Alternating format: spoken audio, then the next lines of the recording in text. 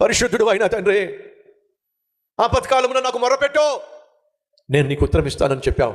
అదేమిటో, ఆపద వచ్చింది, ఆర్థిక సమస్య వచ్చింది, అందరూ విడిచిపెట్టేశారు, అనాథగా మిగిలిపోయాడు, ఆకలి మంటలు తట్టుకోలేకపోయాడు. అటువంటి సమయంలో ఆ ఆపత్కాలములో దావీదు నీకు మొరపెట్టడానికి బదులుగా తనకు అనిపించింది ఫిలిష్తీయుల దేశానికి వెళ్ళిపోతే బెటర్, అక్కడికి వెళ్ళి బ్రతుకుతాను అని చెప్పి ఆఖరికి భార్యను పోగొట్టుకున్నాడు, బిడ్డల్ని పోగొట్టుకున్నాడు, ఇల్లు పోగొట్టుకున్నాడు, ఉన్న సమస్తాన్ని పోగొట్టుకున్నాడు దావీదు. అదే మిగులుతుంది ఆఖరికి మాకు కూడా. నిన్ను కాదని చెప్పి మేము ఎక్కడికి వెళ్ళినా సాధించగలిగింది ఏమీ లేదయ్యా.